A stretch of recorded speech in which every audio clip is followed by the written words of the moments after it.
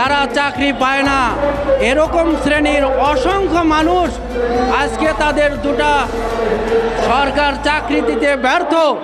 এই মানুষগুলা কোনো পথ খুঁজে না পেয়ে আজকে অটোরিকশা হাতে নিয়েছে। ডক্টর ইউনূস সাহেব বলেছিলেন যে আমরা ছাত্ররা রাস্তায় ব্যানারে লিখেছে খেটে খাও, চেটে খেয়ে বড় হতে চাই না, খেটে খাও, এরকম একটা কিছু লিখেছে নাকি বলে?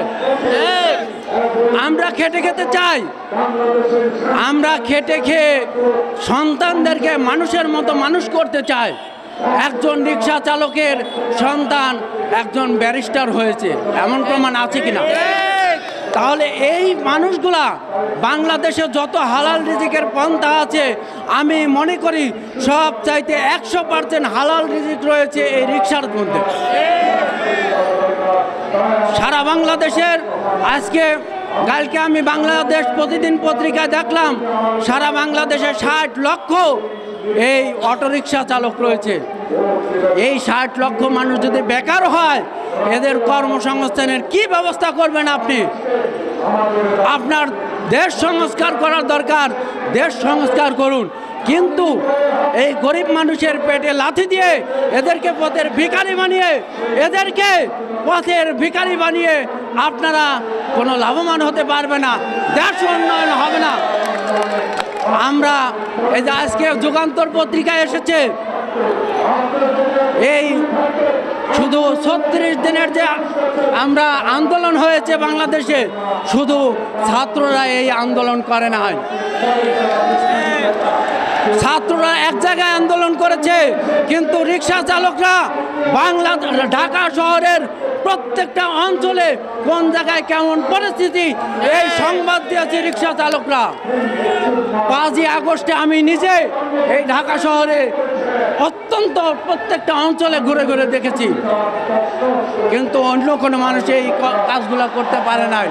তাই আমি বলবো বর্তমান সরকারকে, আপনি একটা রিক্সা চালক সমিতির একটা রিটের আবেদনে আপনি বাংলাদেশে অটোরিকশাকে বন্ধ করে দিলেন।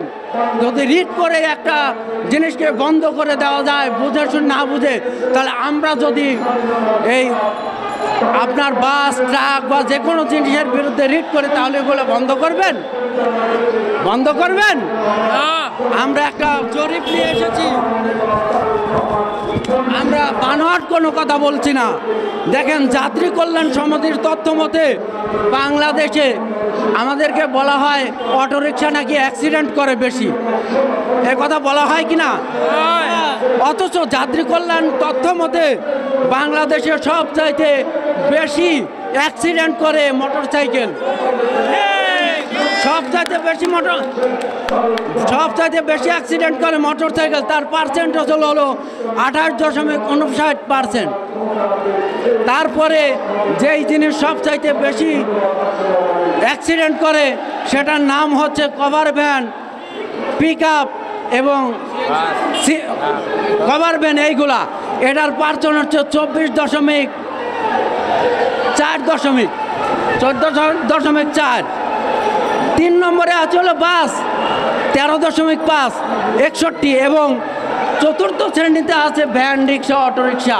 তাহলে অ্যাক্সিডেন্টের দিক দিয়েও এই অটোরিকশা কিন্তু তেমন অ্যাক্সিডেন্ট করে না, করে না। অজুহাত দেওয়া হয় যে বাংলাদেশে কারেন্টের খরচ হয় এই অটোরিকশায় বেশি। যদি তাই হয় তাহলে বাংলাদেশে যত এসি, যত ফ্রিজ, এগুলা বন্ধ করে দেন, তাহলে আপনার কারেন্ট খরচ হবে না। যদি কলকারখানা বন্ধ করে দেন, কারেন্ট খরচ হবে না।